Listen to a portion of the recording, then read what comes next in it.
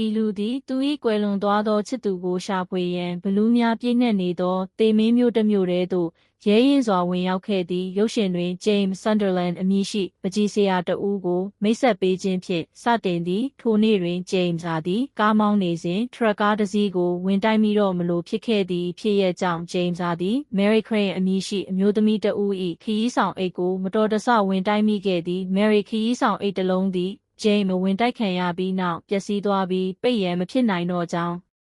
တွေ့ရှိခဲ့သည်ခရီးဆောင်အိတ်ပြဿနာကြောင့် Mary သည်သူမစောင့်မျှော်နေသောဘတ်စ်ကားကိုလွတ်သွားခဲ့ရသည့်သူ၏အမှားကိုဖြည့်ဆည်းရန်အတွက် James သည် Mary ၏ဇာတိ Silent Hill သို့ပြန်ခေါ်သွားရန်ကမ်းလှမ်းခဲ့သည်ထို့နောက် James သည် Silent Hill ကိုအဝေးမှကြည့်ရှုရန်ခဏရပ်လိုက်သည် Mary ကြီးပြင်းလာသည့်မြို့သည်ဝေးလံခေါင်တည်သောဒေသတွင်တည်ရှိသည့်မကြာမီတွင် Silent Hill အနီးရှိကောင်းကင်သည်ရုတ်တရက်မှောက်မိုက်သွားသည်ထို့နောက် Mary သည်ဤအခြေအနေသည် Silent Hill မုန်တိုင်းဖြစ်ပွားတော့မည့်လက္ခဏာတစ်ခုဖြစ်ကြောင်းမင်းပြသည်ထို့အပြင် Silent Hill မုန်တိုင်းသည်အလွန်ရှားပါးသောသဘာဝဖြစ်စဉ်တစ်ခုဖြစ်ကြောင်းတွေးရှိရသည့်ထို့နောက်ဇလန်းသည် James ထံသို့ပြောင်းလဲသွားခဲ့ပြီးသူသည်ဘားတစ်ခုတွင်မူးယစ်နေသည်ကိုပြသထားသည် James သည် Silent Hill တွင် Mary နှင့်တွေ့ဆုံခြင်းသည်သူ၏အတိတ်ကဖြစ်ပျက်ခဲ့ခြင်းဖြစ်သည်ဟုသိရှိရသည်ပစ္စုပန်သို့ပြန်သွားလျှင် James သည်အလွန်ကြုံမူးယစ်နေသောကြောင့်သူ၏အရက်ကိုမတော်တဆဖိတ်ကျသွားခဲ့သည့် James သည်ပြဿနာများစွာကိုဖြစ်စေသောကြောင့်ဘာမှထုတ်ပယ်ခံခဲ့ရသည်မကြာမီတွင် James သည်သူ၏ကုထုံးပညာရှင်ထံမှဖုန်းခေါ်ဆိုမှုကိုဖြေကြားခဲ့သည်မှန်သည်James ကိုအချိန်တော်ကြာဆက်သွယ်ရန်ကြိုးစားခဲ့တော်လဲဖုန်းမကင်သောကြောင့်စိုးရိမ်ပူပန်နေသည်မှန်သည် James အားအနားယူရန်နှင့်သူ၏အခြေအနေကိုပိုမိုကောင်းမွန်စွာဂရုစိုက်ရန်နောက်ဆုံးတွင်ပြောကြားခဲ့သည်အဘယ်ကြောင့်ဆိုသောသူသည်မကြာမီသူမနှင့်အတူစိတ်ပညာကုထုံးဆွေးနွေးပွဲတစ်ခုပြုလုပ်တော့မည်ဖြစ်သောကြောင့်ဖြစ်သည်ထို့နောက် James သည်အိမ်ပြန်လာပြီးJames ရေးဆွဲထားသော Mary ပကြီးကားကြီးတစ်ခုကိုမြင်တွေ့နိုင်သည်ထို့နောက် James သည်စာအသစ်တစ်စောင်ကိုတွေ့ရှိပြီးချက်ချင်းဖတ်လိုက်သည့်စာထဲတွင် Mary သည် James အား Silent Hill သို့အမြန်ဆုံးပြန်လာရန်တောင်းဆိုထားပြီးသူမသည်သူ၏အကူအညီကိုအလွန်လိုအပ်နေသောကြောင့်ဖြစ်သည်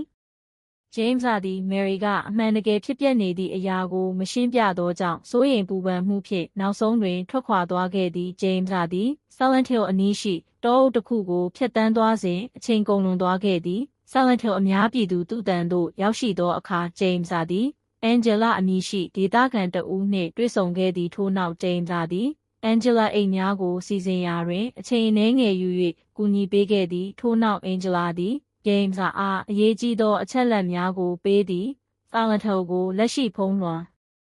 နေသောပြမိုးသည်တောမီးများကြောင့်ဖြစ်သည်ဟုသူမကရှင်းပြသည်ထို့ပြင် Silent Hill သည်ရေကြီးရေလျှံမှုဒဏ်ကိုလည်းခံခဲ့ရပြီးမြို့၏တန်ရှင်းသောရေပေးဝေမှုကိုညှဉ်းညမ်းစေခဲ့သည်ဤဘေးအန္တရာယ်များကြောင့်ဒေသခံများစွာသည် Silent Hill မှထွက်ခွာသွားကြသည် Angela ၏ရှင်းပြချက်ကိုကြားပြီးနောက် James သည် Mary ကိုရှာဖွေရန် Silent Hill သို့ရောက်ရှိလာခဲ့ကြောင်းဝန်ခံခဲ့သည်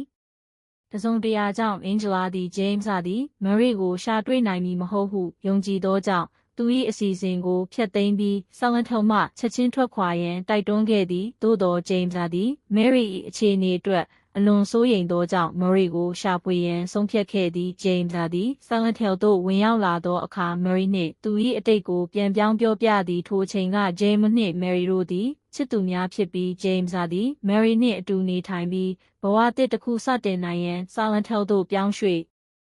ရန်ပင်စီစဉ်ခဲ့သည် Mary သည် James ၏အစီအစဉ်ကိုကြားရ၍ဝမ်းသာတော်လဲသူမသည်စိတ်မသက်မသာဖြစ်နေသည်အဘယ်ကြောင့်ဆိုသောယင်းတို့သည်တဦးကိုတဦးအမှန်တကယ်မသိကြသေးသောကြောင့်ဖြစ်ပြီး James ကိုကြောက်လန့်စေနိုင်သည့်သူမ၏တစ်ဖက်တစ်ချက်ရှိသည်ဟုသူမယုံကြည်သည်လက်ရှိအချိန်ကိုပြန်ကြည့်လျင် James သည် Silent Hill သည်အလွန်လူသူကင်းမဲ့ပြီးတစိတ်တစ်ပိုင်းပျက်စီးနေပုံရသောကြောင့်အံ့အားသင့်ခဲ့ရသည့်အချက်သည်မြို့သည်ဘေးအန္တရာယ်များကြောင့်ပျက်စီးယိုယွင်းနေပြီးလူတိုင်းကိုဘေးလွတ်ရာသို့ရွှေ့ပြောင်းရန်ဖိအားပေးခံရကြောင်း Angela ယခင်ပြောဆိုချက်ကိုအတည်ပြုပေးသည်မည်သို့ပင်ဖြစ်စေ James သည် Mary ကိုဆက်လက်ရှာဖွေနေပြီးနောက်ဆုံးတွင်စွန့်ပစ်ထားသောကလပ်တစ်ခုကိုစစ်ဆေးခဲ့သည် James သည် Mary ကိုထိုကလပ်ရှိဒေသခံများနှင့်မိတ်ဆက်ပေးခဲ့သည့်အတိတ်ကိုသတိရနေသည် Silent Hill တွင် Mary သည်သူမ၏မိသားစုကမြို့ကိုတည်ထောင်ခဲ့သောကြောင့်လူသိများကြောင်းနှင့်လူအများအပြားသည်Mary ၏ဖခင် Joshua Crane ကျင်နာမှုကြောင့် အင်းတို့အားကူညီခဲ့သည်ဟုခံစားရသည်လက်ရှိအချိန်သို့ပြန်ရောက်သောအခါဂျိမ်းစ်သည်ဒေသခံတဦး၏အော်ဟစ်တံကိုကြားသောအခါကလပ်ကိုရှာဖွေခြင်းကိုရပ်တန့်လိုက်ပြီးတစုံတစ်ခုကရက်ဆက်စွာတိုက်ခိုက်တဲ့ကဲ့သို့ရက်ဆက်စွာတပ်ဖြတ်ခံရသောလူကိုတွေ့ရှိခဲ့သည်ထို့နောက်မကြာမီတွင်ကြောက်မက်ဖွယ်ကောင်းသောတရဝါတစ်ကောင်ပေါ်လာပြီးဂျိမ်းစ်ကိုလိုက်လံရှာဖွေသည်ဂျိမ်းစ်သည်နောက်ဆုံးတွင်တရဝါထွက်ပြေးပြီးမြေအောက်၌ပုံအောင်သည့်အထိပြန်လည်တိုက်ခိုက်ရန်ကြိုးစားသည်မကြာမီတွင်ဂျိမ်းစ်သည်အရေးပေါ်သတင်းစကားကိုထုတ်လွှင့်နေသောဆက်သွယ်ရေးကိရိယာတစ်ခုကိုတွေ့ရှိခဲ့သည်သတင်းစကားတွင်အာဏာပိုင်များကဒေသခံများကိုချက်ချင်းထွက်ခွာရန်တိုက်တွန်းထားသည့်ထုတ်လွှင့်မှုကိုနားထောင်ပြီးနောက်မြို့သည်ရုတ်တရက်မှောက်မိုက်သွားသောအခါဂျိမ်းစ်သည်ဘေးကင်းသောနေရာတစ်ခုကိုရှာဖွေရန်အပြေးလွှားသွားခဲ့သည့်လမ်းတစ်လျှောက်မှာဂျိမ်းစ်ဟာမြို့တစ်မြို့လုံးမှောက်မိုက်နေတဲ့အခါပုံအောင်ရာနေရာရေကနေထွက်လာတဲ့တရဝါတွေကိုရှောင်ရှားနိုင်ခဲ့ပါတယ်။မှောင်နေတဲ့အခါမှသာပေါ်လာသလိုပါပဲပြီးတော့ဂျိမ်းစ်ဟာသူ့ကိုဝါမျိုးဖို့စ조사နေတဲ့တဘာဝမဟုတ်တဲ့အင်းဆက်ကြီးတွေနဲ့ရင်ဆိုင်ခဲ့ရပါတယ်ကြီးမားတဲ့စ조사အားထုတ်မှုနဲ့အတူဂျိမ်းစ်ဟာဒဏ်ရာမရဘဲထွက်ပြေးနိုင်ခဲ့ပါတယ်။အဲဒီနောက်မှာတော့ဂျိမ်းစ်ဟာကပ်ဘေးကြောင့်စွန့်ပစ်ခံထားရတဲ့တိုက်ခန်းတစ်ခုထဲမှာပုံအောင်နေခဲ့ပါတယ်။နေရာကိုစစ်ဆေးနေတုန်းဂျိမ်းစ်ဟာသူ့ရဲ့အတိတ်ကိုပြန်ပြောင်းသတိရပြီးသူဟာတစ်ချိန်ကတနေရာမှာနေထိုင်ခဲ့ဘူးတယ်ဆိုတာသဘောပေါက်သွားပါတယ်။မေရီနှင့်အတူခန်းယူနှင့်များ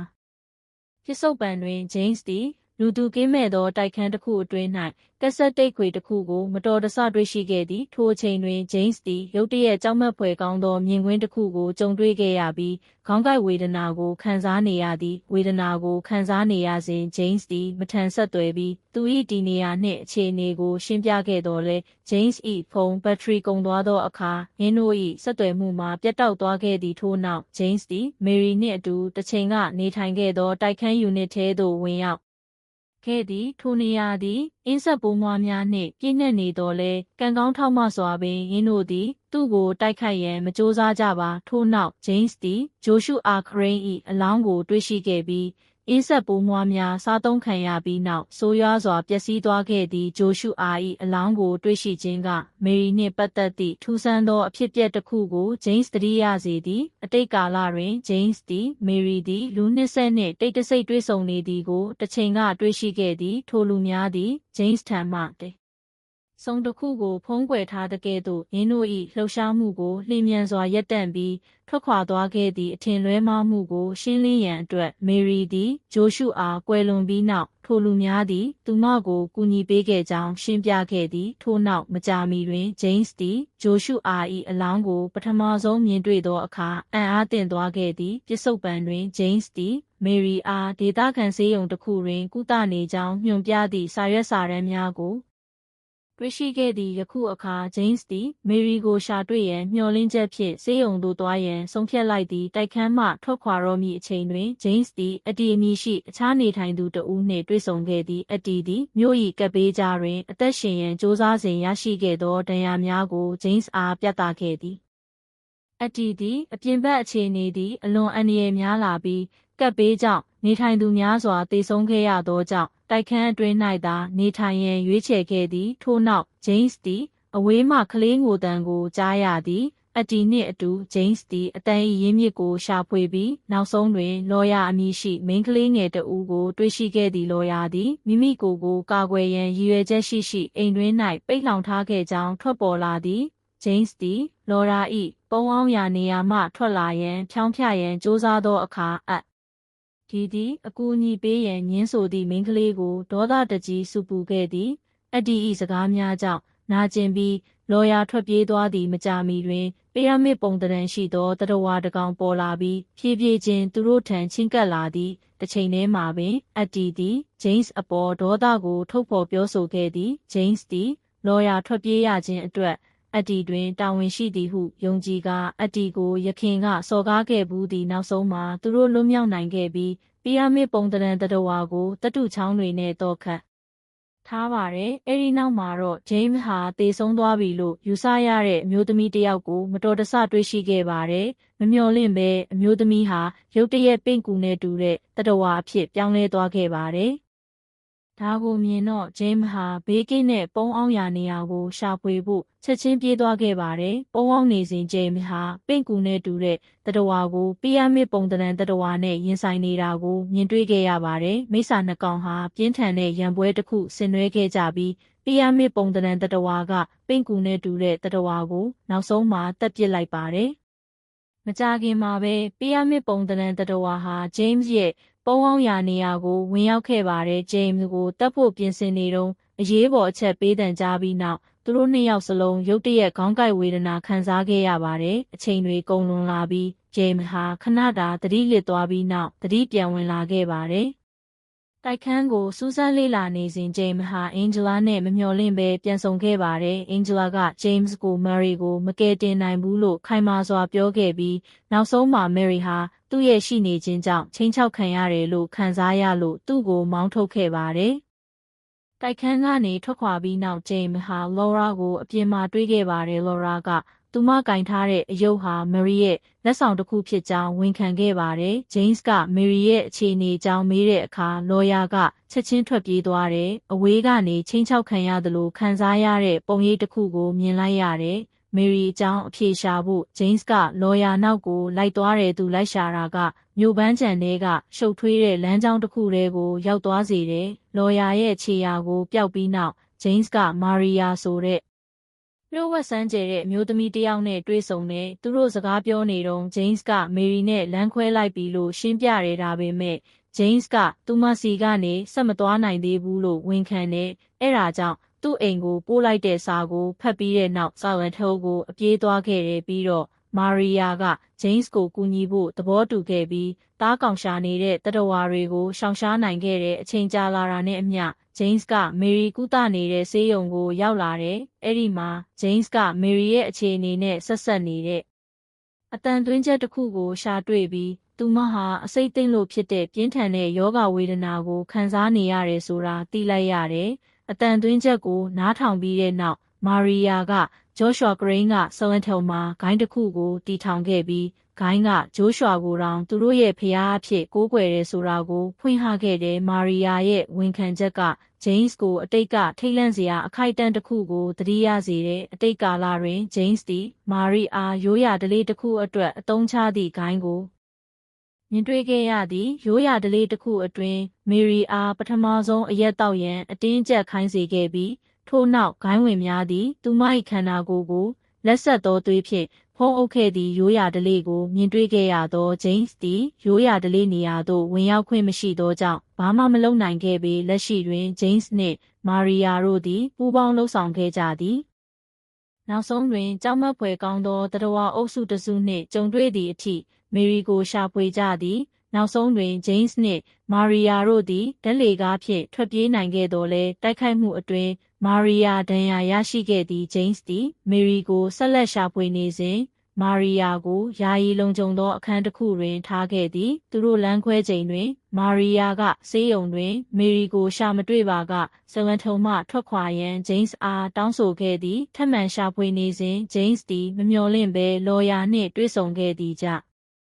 အင်းစတီမေရီဘယ်မှာလဲဟုမေးတော်လဲလော်ယာကဖြေကြားရန်ညင်းဆိုပြီးနောက်တစ်ကြိမ်ထွက်ပြေးခဲ့သည်နောက်ဆုံးတွင်ရှင်းလင်းချက်ရှာတွေ့ရန်မျှော်လင့်ချက်ဖြင့်ဂျိမ်းသည်လော်ယာကိုလိုက်လံရှာဖွေခဲ့သည်ထို့နောက်လော်ယာသည်ဂျိမ်းကိုအခန်းတစ်ခုထဲတွင်ပိတ်လှောင်ထားနိုင်ခဲ့သည်မကြာမီတွင်ဂျိမ်းသည်လက်လေးချောင်းပါသောတတဝါတစ်ကောင်၏တိုက်ခိုက်ခြင်းကိုခံခဲ့ရသည်ဤအသက်အန္တရာယ်ရှိသောအခြေအနေတွင်ဂျိမ်းသည်ထိုတတဝါသည်အမှန်တကယ်မေရီဖြစ်နိုင်သည်ကိုသဘောပေါက်ခဲ့သည်ထို့နောက်ဂျိမ်းသည်မကြည့်ချက်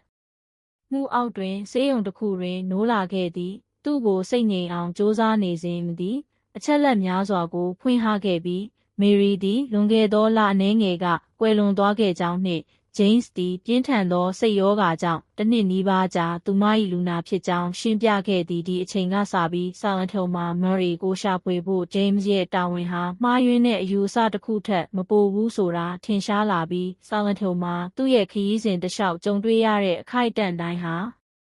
သူ့ရဲ့ကြိုးပဲ့နေတဲ့စိတ်အတွင်းမှာပဲရှိနေတယ်ဆိုတာထင်ရှားလာပါတယ်။အဲဒီနောက်မှာတော့ James နဲ့ Mary လမ်းခွဲခဲ့ရတဲ့အကြောင်းရင်းကိုဖော်ပြတဲ့လက်တွေ့ဘဝအခိုက်အတန့်တွေစီဇလန်းကပြောင်းလဲသွားခဲ့ပါတယ်။အဲ့ဒီအချိန်မှာ James ဟာ Mary ရဲ့ခန္ဓာကိုယ်ကိုဂိုင်းထုံတန်းစင်လာမှာဖုံးအုပ်ထားတဲ့သွေးဟာအသက်ခံရတဲ့မိန်းကလေးတစ်ယောက်ရဲ့သွေးဖြစ်တယ်ဆိုတဲ့အထောက်အထားကိုရှာဖွေတွေ့ရှိခဲ့ပါတယ်ပြီးတော့ James က Mary ကိုသူမရဲ့ဖခင်ဦးဆောင်တဲ့ဂိုင်းမှာပါဝင်ပတ်သက်မှုအတွက်ရှုတ်ချခဲ့ပါတယ်။ Mary ကသူမဟာငယ်စဉ်ကတည်းကထုံတန်းမစင်လာတွေမှာပါဝင်ဖို့အတင်းကျပ်ခိုင်းစေခံခဲ့ရပြီးရွေးချယ်စရာမရှိဘူးလို့ရှင်းပြခဲ့ပါတယ်။ James ကအမှန်တရားကိုသိသွားရင် James ကသူမကိုထားသွားမှာကိုစိုးရိမ်တဲ့အတွက်ဒီလျှို့ဝှက်ချက်ကိုတမင်တကာသိမ်းဆည်းထားခဲ့ပါတယ်ထို့အပြင် Mary က James နဲ့ပထမဆုံးတွေ့တဲ့နေ့မှာပဲ Silent Hill ကိုသွားဖို့စီစဉ်ထားခဲ့ပေမဲ့ James ကသူမရဲ့ခရီးဆောင်အိတ်ကိုပျက်စီးစေခဲ့လို့အဲ့ဒီအစီအစဉ်ပျက်စီးသွားခဲ့တယ်လို့ဖွင့်ထားခဲ့ပါတယ်။နောက်ဆုံးမှာတော့ James က Mary နဲ့လမ်းခွဲခဲ့ပြီး Mary ဟာဂိုင်းဝင်တွေလိုပဲရက်စက်တယ်လို့ယုံကြည်ခဲ့ပါတယ်။ပစ္စည်းတွေကိုထုတ်ပိုးလိုက်ပါငါတို့ကိုဒီကနေထွက်သွားစေခြင်းနဲ့မင်းဖေကဘာလို့မင်းကိုဒီလိုလုပ်မှလဲဘလောက်ကြာမလဲငါငယ်ငယ်ကလေးကဒီကောင်မလေးကိုမြင်ခဲ့တယ်သူတို့သူမကိုခွဲခွာသွားတာငါမြင်ခဲ့တယ်ငါမှရွေးချယ်စရာမရှိခဲ့ဘူးမင်းကိုငါယွင်ရှာတယ်လို့ပြောပါပြောစမ်းမင်းငါကိုဂတိပေးထားတယ်အဲ့ဒီနေ့ကငါထွက်သွားတော့မင်းပေါ်လာတဲ့ပြစ္ဆုတ်ပံမာမကဂျိမ်းရဲ့အခြေအနေကိုပြန်စစ်ဆေးပြီးသူ့ရဲ့စိတ်ယောဂါကသူ့အတွက်လက်တွေ့နဲ့မှားယွင်းမှုကိုခွဲခြားရခက်စေတယ်လို့ရှင်းပြတယ်James ဟာ Mary ရဲ့သေဆုံးမှုအပေါ်လက်မခံနိုင်တာကြောင့်စိတ်ပိုင်းဆိုင်ရာမတည်မငြိမ်ဖြစ်လာတယ်။ Mary နဲ့ James ကွဲကွာပြီးမကြာခင်မှာသေဆုံးသွားတယ်လို့နောက်ပိုင်းမှာဖော်ပြခဲ့တဲ့ James ရဲ့ပြန်လည်ကောင်းမွန်လာဖို့အဓိကသောချက်က Mary ကိုလွှတ်ပေးဖို့ပဲလို့ကအလေးပေးပြောကြားခဲ့ပါတယ်။ဒါပေမဲ့ James က Mary ရဲ့သေဆုံးမှုအတွက်သူ့ကိုယ်သူအပြစ်တင်နေခဲ့ပြီးMary ကိုမစွန့်ပစ်ခဲ့ရင်သူမရဲ့ကံကြမ္မာကကွဲပြားသွားလိမ့်မယ်လို့ယုံကြည်ခဲ့တယ်။ဒီနေ့သူဘလို့နေလဲတည်ငြိမ်တယ်လို့ထင်တယ်။အဲ့ဒီအမျိုးသမီး Mary သူမကသူ့အတွက်အရာအလုံးပဲ Mary ကသူတို့လမ်းခွဲပြီးနောက်သေဆုံးသွားခဲ့တယ်။မင်းသူ့ကိုဘလောက်ကြာဆက်ဆံခဲ့တာလဲတစ်နှစ်နီးပါးရှိပြီဒါပေမဲ့အခြေအနေကပိုဆိုးလာတယ်။ James မင်းကိုပြန်ကောင်းလာတာကိုတွေ့ရတာဝမ်းသာပါတယ်ငါသူမကိုစိတ်ပြတ်အောင်မလုပ်ခဲ့မိရင်ကောင်းမှာပဲ James ဟာသူ့ရဲ့မှားယွင်းတဲ့အခြေအနေတွေကိုပြန်ရောက်သွားတဲ့အခါမာရီယာဟာလမ်းပြန်လျှောက်နိုင်ပြီဖြစ်ပြီးသူ့ဘေးမှာနေနိုင်အောင်သူ့နောက်ကိုလိုက်လာခဲ့ရပါတယ်။မာရီယာဟာ James ကို Silent Hill ကနေထွက်သွားဖို့အကြိမ်ကြိမ်တိုက်တွန်းခဲ့ပေမဲ့မာရီယာဟာပီရမစ်ပုံသဏ္ဍာန်သတ္တဝါရဲ့လက်ချက်နဲ့သေဆုံးသွားတဲ့အထိလျစ်လျူရှုထားခဲ့ပါတယ်။ကျွန်တော်တို့ပြန်သွားလို့ရပါသေးတယ်မင်းကတကယ်သတ္တဝါမဟုတ်ဘူးJames ဟာပီရမစ်ပုံသဏ္ဍာန်သတ္တဝါဟာသူ့ရဲ့တခြားဘာရှင်တစ်ခုဖြစ်တယ်ဆိုတာသဘောပေါက်သွားပါတယ်။နောက်ထပ်မှားယွင်းတဲ့အယူအဆတစ်ခုတည်းရောက်သွားတဲ့အခါ James ဟာလော်ယာနဲ့တွေ့ဆုံခဲ့ပြီးလော်ယာရဲ့အယုတ်ဟာကလေးတစ်ယောက်လိုအတန်တွေထုတ်ပေးနိုင်တဲ့အသက်ရှင်နေတဲ့သတ္တဝါတစ်ကောင်ဖြစ်နေတာကိုတွေ့ရှိခဲ့ပါတယ်။လော်ယာရဲ့ဖိအားပေးမှုအောက်မှာJames ဟာ Mary ရဲ့အပြည့်အစုံနာမည်က Mary Angela Lawyer Crane ဖြစ်တယ်ဆိုတာနောက်ဆုံးတော့သတိရသွားပါတယ်။ဒီဖော်ထုတ်ချက်ကနေ Angela Lawyer နဲ့ Maria တို့ဟာ Mary ရဲ့ပုံရိပ်တွေဖြစ်ပြီး James ရဲ့မှားယွင်းတဲ့အယူအဆတွေထဲမှာပဲရှိနေပြီးတစ်ခုချင်းစီဟာသူမရဲ့ဇယိုက်လက္ခဏာရဲ့မတူညီတဲ့ရှုထောင့်တွေကိုကိုစားပြုတယ်ဆိုတာရှင်းရှင်းလင်းလင်းသိလာရပါတယ်။ James ဟာAngela နဲ့ပတ်သက်တဲ့နောက်ထပ်မှားယွင်းတဲ့အယူအဆတစ်ခုကိုကျူးလွန်ခဲ့ပြီး Angela ဟာသူမရဲ့ဖခင်ရဲ့မကြာခဏအလွဲသုံးစားပြုမှုကိုခံခဲ့ရပြီးသူမရဲ့စိတ်ပိုင်းဆိုင်ရာအခြေအနေမတည်မငြိမ်ဖြစ်စေခဲ့တယ်လို့ဖော်ထုတ်ခံခဲ့ရပါတယ်။နောက်ဆုံးမှာ James ဟာလျှို့ဝှက်စမ်းကြယ်တဲ့လက်တွေနဲ့ခေါ်ဆောင်သွားခံရပြီးနောက်Angela ကိုဆုံးရှုံးခဲ့ရပါတယ်။ဤအဖြစ်အပျက်များပြီးတွင်ဇလန်းသည် James လက်တွေ့ဘဝသို့ပြန်လည်ရောက်ရှိလာခဲ့သည်။သူတို့လမ်းခွဲပြီးနောက် James သည် Mary အား Silent Hill တွင်ကုသမှုခံယူနေစဉ်အတွင်းတွားရောက်လည်ပတ်ခဲ့သည်။ထိုအချိန်တွင် Mary ၏ခန္ဓာကိုယ်သည်သူမခံစားခဲ့ရသောအဆိပ်သင့်မှုကြောင့်လုံးဝနီးပါးဖြစ်နေခဲ့သည်။ Mary သည်သူမ၏ဖျားနာမှုသည် Joshua Crane မှပေးသောမူးယစ်ဆေးဝါးများကိုတောက်သုံးခြင်း၏ရေရှည်အကျိုးသက်ရောက်မှုတစ်ခုဖြစ်ကြောင်းဝန်ခံခဲ့ပြီးယင်းဆေးဝါးများကိုဂိုင်း၏ထုံတန်းစင်လာများတွင်အသုံးများသည့်သူမ၏ဒုက္ခမှလွတ်မြောက်လိုသောကြောင့် Mary သည် James အားသူမကိုတတ်ရန်တောင်းပန်ခဲ့သည်။ James သည် Mary ၏ကိုယ်ပိုင်ကောင်းကျိုးဟုယုံကြည်သည့်အရာကိုအလွန်တွန့်ဆုတ်မှုဖြင့်ဖြည့်ဆည်းပေးခဲ့သည်။ James သည်သူ၏မှားယွင်းသောအခြေအနေသို့ တဖန်ပြန်ရောက်ပြီးနောက် Mary ၏အလောင်းကိုသူ့ဘေးတွင်ထားပြီးနောက်မိမိကိုယ်ကိုသက်သေရန်စိတ်ကူးခဲ့သည်သို့သောတကယ်ဖြစ်ရတစ်ခုမဟုတ်ဘဲ James ရဲ့အလျင်မြန်ယိုယွင်းလာတဲ့စိတ်ပိုင်းဆိုင်ရာအခြေအနေကိုထင်ဟပ်ပြတာပါ Mary ကိုစွန့်ပစ်ခဲ့တဲ့အတွက်သူ့ရဲ့ပြစ်ရှိစိတ်ကသူ့စိတ်ကိုလုံးဝဖျက်ဆီးပစ်လိုက်တဲ့ James ကသူ့ဘဝကိုဘယ်တော့မှအဆုံးမသတ်ခဲ့ဘူးအဲ့ဒီအစားသူ့ကိုယ်ပိုင်အတွက်ဒေးတွေနဲ့ဖန်တီးထားတဲ့စိတ်ကူးရင်ကဘာထဲမှာပိတ်မိနေခဲ့တယ်။အဲ့ဒီနောက် James က Mary ရဲ့ခရီးဆောင်အိတ်ကိုမတော်တဆဝင်တိုက်မိတဲ့အခိုက်အတန့်ကိုပြန်လည်ခံစားခဲ့ပေမဲ့ဒီတစ်ခါမှာတော့သူ့ရဲ့အတိတ်ကအမှားတွေကိုပြင်ဆင်ခြင်းသလိုကွဲပြားစွာပြုမှုခဲ့တယ်။ဒီမြင်ကွင်းက James ဟာ Mary ရဲ့သေဆုံးမှုကိုလက်မခံနိုင်သေးပဲရက်ဆက်ကြမ်းကြုတ်တဲ့အဖြစ်မှန်ကနေလွတ်မြောက်ဖို့သူ့ရဲ့မှားယွင်းတဲ့အတွေးတွေထဲမှာနေထိုင်ဖို့ရွေးချယ်ခဲ့တယ်ဆိုတာကိုပြသနေတဲ့သူ့စိတ်ထဲမှာ James က Mary ကို Silent Hill ကိုဘယ်တော့မှပြန်မလာနိုင်အောင်တခြားမြို့တစ်မြို့ကို